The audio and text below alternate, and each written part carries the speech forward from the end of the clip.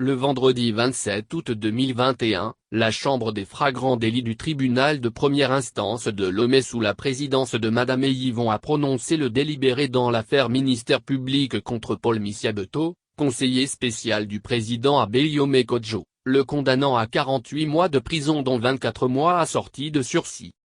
La juge fait ainsi de Paul Misiabeto un otage du régime RPT-UNIR.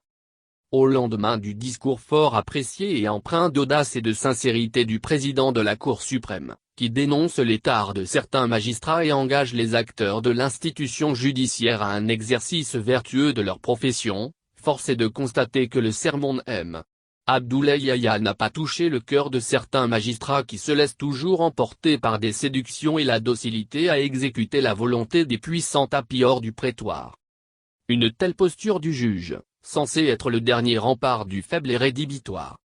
L'histoire de Paul Misiabeto est rocambolesque, et traduit l'instrumentalisation de la justice à des fins politiques dans notre pays malgré les rappels à l'ordre des Nations Unies, des organisations de défense des droits de l'homme, et ce malgré des investissements conséquents consacrés pour sa modernisation et son efficacité. Paul Misiabeto est victime de ses convictions politiques et c'est regrettable. 2 arrestations suivies de brutalité inouïe dans un contentieux électoral, dans un pays qui se veut une vitrine pour attirer des investisseurs publics et privés étrangers. La justice a un seul impératif, dire le droit, rien que le droit et tout le droit. L'ADMK s'indigne de cette décision du tribunal car il s'agit ni plus ni moins que de l'embastillement d'un innocent sans raison qui constituerait un épouvantail pour ceux qui sont hostiles au respect du droit, des principes démocratiques et de la vérité des urnes. Briser la vie d'un étudiant-chercheur qui est sur le point de conclure ses études de 3e cycle est non moins criminel et témoigne du mépris arrogant des autorités de ce pays pour la jeunesse et son épanouissement malgré les mantras servis par les prises de parole publiques pour endormir les consciences. Dans un pays de droit, Paul Misiabeto devrait être relaxé dès le début de la procédure in limine litis car il n'est nullement en conflit avec aucune disposition légale et c'est ce que son conseil a démontré avec brio relativement aux irrégularités ayant entaché la procédure et les exceptions flagrantes qui traduisent la vacuité des chefs d'accusation sans frémir et sans craindre de trahir le droit par la juge et y vont contre Paul Misiabeto.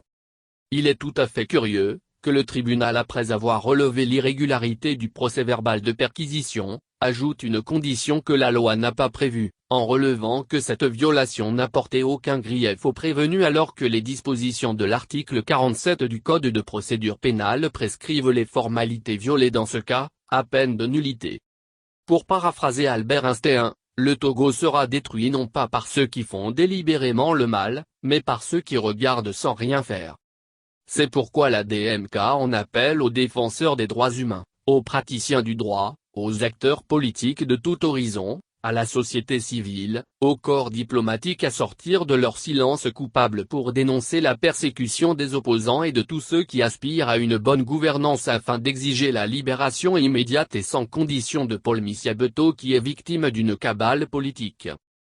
L'ADMK met en garde le pouvoir de Lomé contre toutes les déconvenues qui pourraient subvenir à ce citoyen qui a déjà perdu sa maman du fait de son arrestation le 21 avril 2020 et du traumatisme conséquent subi alors qu'il se trouvait au domicile du président Abeyome Kodjo lors de l'assaut musclé contre sa résidence et son enlèvement.